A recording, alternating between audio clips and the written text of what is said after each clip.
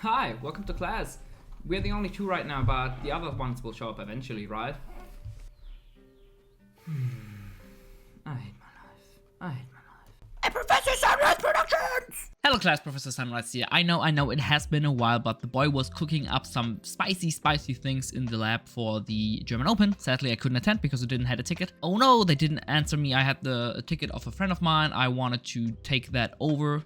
I don't know if that's the correct word, but they didn't answer me and I didn't want to just go there for free and then just waste my time, like driving 2 hours and not being able to play. I didn't want to do that, so I didn't do that, but the list is very spicy. We won't be showing it just yet because I'm missing one card for the actual deck profile, but I like it and I'm also fine-tuning it a little bit. But what instead we will be taking a look at in this video is of all of the known Dragon Link list, be it standard Dragon Link, be it the list I had with Dragon Maid Chamber and Assault Synchron, be it Horus Bystial with Rockets, be it Horus Resonator with the Resonator package, of course, and no Rockets.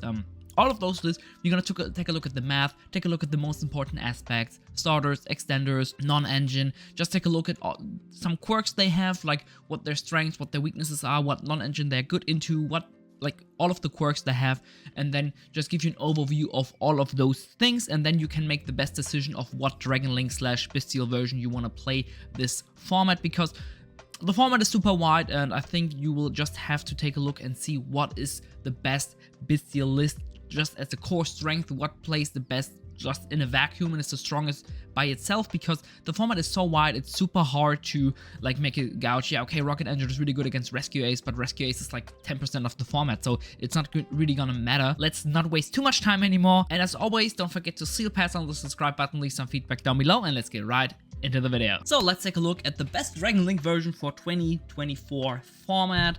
I will be having to move around my face cam here a little bit, so stay tuned for that. And this is actually the first one I figured look in between all of my beautiful dragons. So let's take a look at all of the math, and let's start with the classic, a Dragon Link, like probably a 41 card deck list. I will be showing all of the deck lists here. It has a very decent starter ratio of 1 card starters, being the 3 black metal, the 3 Seyfert, and the 1 Chaos Base. Of course, these are kind of fake because, I mean, yeah, they are 1 card starters, but they are going to give you to a seal and enable then the second card, because Dragon Link is not really a 1 card combo deck. It's more like a 2 to 3 card combo deck.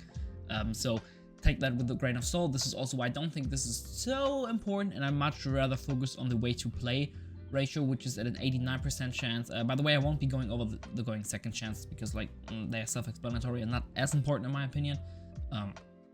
So yeah.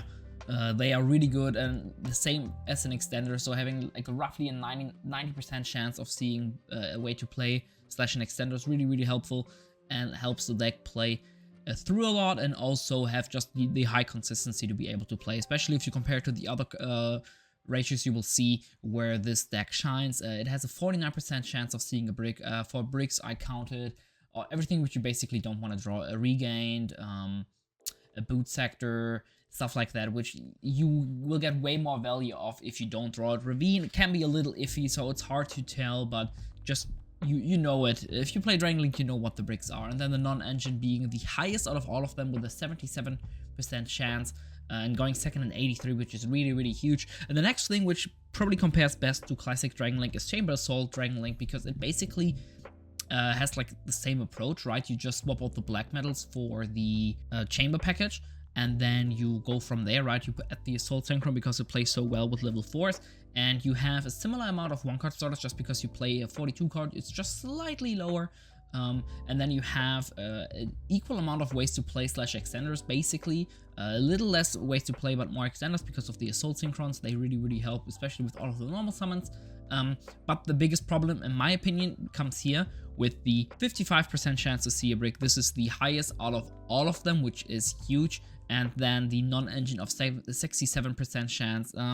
It's not crazy. I think it's still 9 non-engine and 42, so it's definitely still fine, but I think it just tries too much and adds too many bricks. I did test it a lot, and the chamber package does feel great in the Assault Synchron, especially the Assault Synchron. I've been a huge fan of that.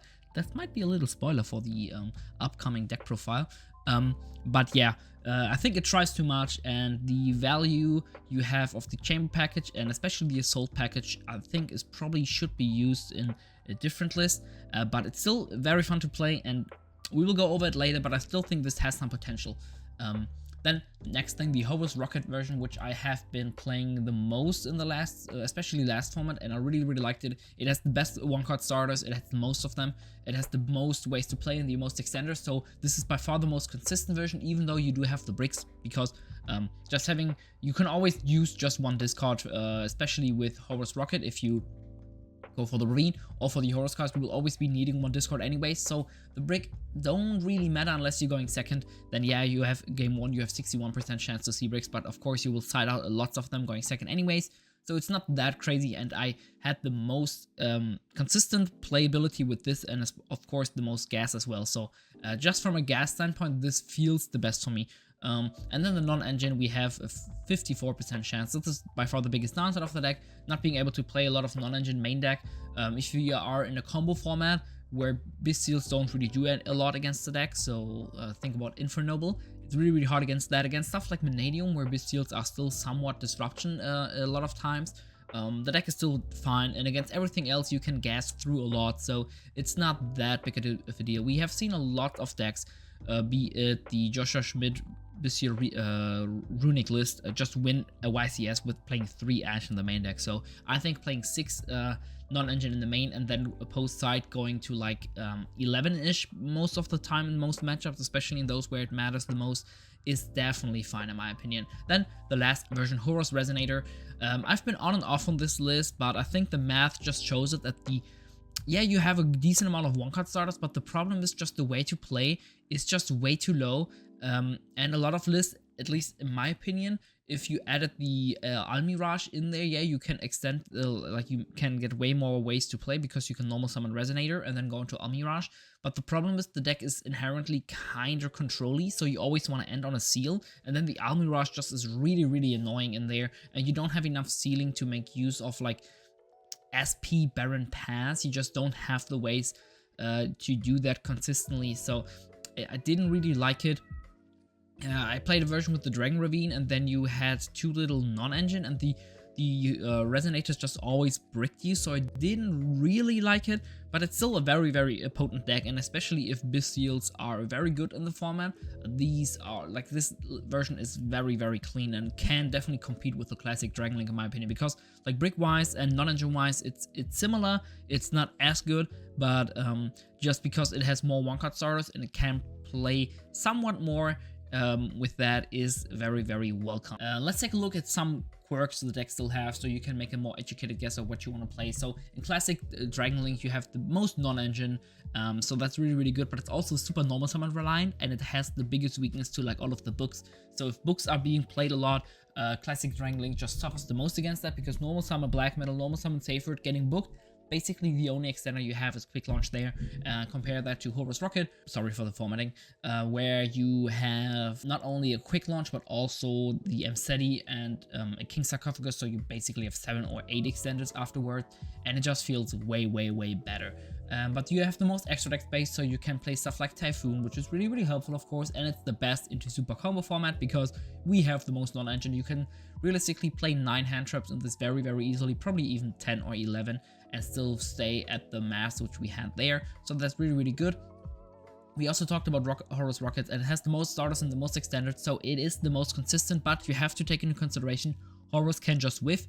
Not only can it just miss and just not hit any relevant monsters, but more importantly, you can hit your Regain, you can hit your one-off Boot Sector, you can hit your Ravine, you can hit your Recharger, so you have to be careful with it. But of course, most of the time it's better to play without a Recharger or to play without a Boot Sector than to not play at all. So it's definitely, in my opinion, a worthwhile risk, especially because a lot of times you can get out the Regain, which is by far the most important piece, way early, and probably also being the best way to combo with it, like where you go for a Rebellion, then get the Mseti, make the Zombie Vampire, and then use the Quebec to go into the Dragon, into Romulus. It feels like the best. It has the lack of non-engine. Like I said, I also don't think that's that big of a deal, but more importantly, it uses, in my opinion, Bystials as the best extenders because we have the tomb line. So if we go for the zombie vampire play, we can use Bystials to, like, Bystials are good mills and they're good to have in hand because then we can go into a tomb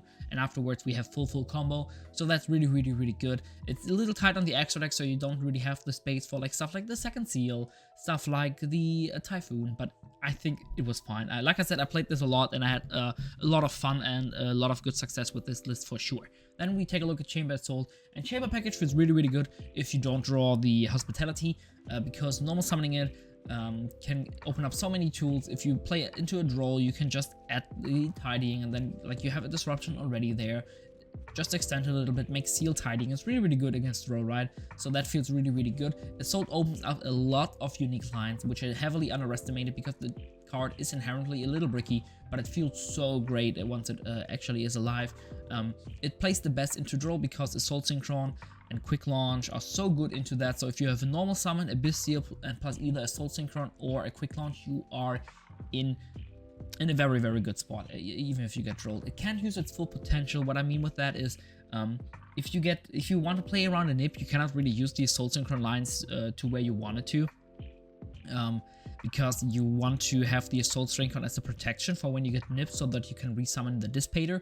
So you cannot really use the Rebellion to tribute the Dissipator and then use the Assault Synchron Engrave to summon back the Dissipator. So you can't really use that, but I think it's fine because Nip is not really being played right now, and the deck can still play around a Nip even if it has that. So it's not the worst, but the main problem is that it's just mid when it comes to everything else, and it has a somewhat low non-engine. So you play a lot of bricks, you play a not a great amount of non-engine, and the ceiling you have is not really that much greater than Dragon Link, so why not just play more non-engine, play less bricks, and just play regular Dragon Link? The only upside you have is the Chamber Package, so Tidying needs to be an FTK for this package to be like better, or like this deck to be better than Dragon Link in my opinion. And at this point you can probably just play classic Dragon Link, put in Noctovisions, and just play Chamber there, right? So it's gonna be iffy. I think this deck is cool and it has its spot, but I just can't see where the spot should be. But maybe with future support there's something going on there. And at last we have the Horus Resonator.